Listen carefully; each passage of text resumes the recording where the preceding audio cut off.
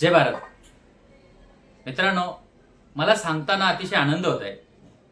आपल्या राष्ट्रीय पुरोगामी पत्रकार संघाचा 8वा वर्धापन दिवस 30 डिसेंबर 2025 रोजी बुलढाणा ऐतिहासिक जिल्ह्यात संपन्न होणार आहे. राजमाता जिजाऊंचं माहेरघर हा ऐतिहासिक जिल्हा आहे आणि ह्या जिल्ह्यामध्ये भव्य दिव्य अशा स्वरूपात आपला वर्धापन दिवस संपन्न होणार आहे.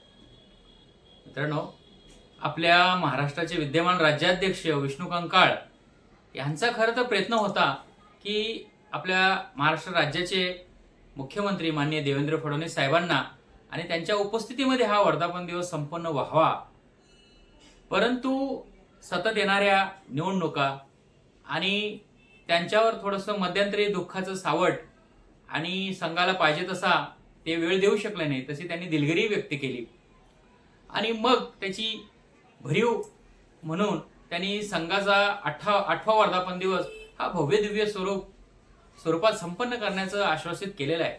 आणि मला खात्री आहे की हा 8वा वर्धापन दिवस अगदी भव्य दिव्य असं स्वरूपात संपन्न होईल. आपण समाजातील प्रत्येक घटक ह्या संघामध्ये जोडून घेतलाय.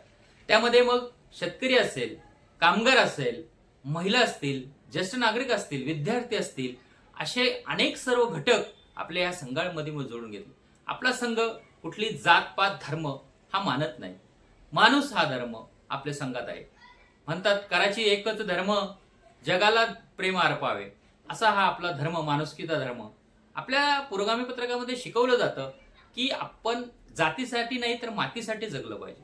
माती प्रथम म्हणजे आपण देश पुढं, आपण आपला देश, नंतर राज्य, नंतर तालुका, जिल्हा, पहिले आपल्या देशाचा आपण विचार केला पाहिजे. आणि हेच या पुरोगामी पत्रकार संघात आपल्याला शिकायला मिळतं.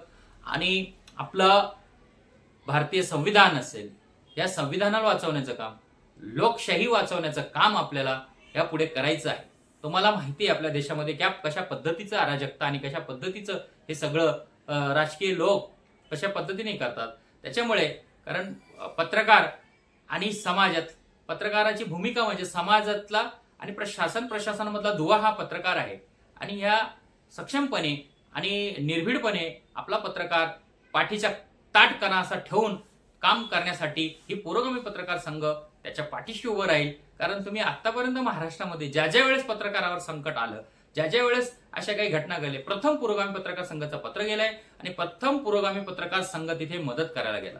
आणि हेच कार्य आपल्याला पुढे न्यायचं आहे. म्हणून मला आतापर्यंत 8 वर्ष सर्व पत्रकारांनी आणि समाजातील ज्या घटकांनी माझ्याशी जोडलेले आहेत त्या सर्वांनी मला जे सहकार्य केलं, मी आशा करतो आणि विश्वास ठेवतो की 2026 पुढेही आपल्याला हे काम अविरतपणे चालू ठेवायचं आहे. असंच सहकार्य आणि असंच प्रेम माझ्यावर आपण सर्व महाराष्ट्रातले जनता असेल, सर्वसामान्य पब्लिक असतील, पत्रकार असतील, यांचं प्रेम माझ्यावर असू द्या. एवढं बोलतो, थांबतो. जय हिंद, जय महाराष्ट्र.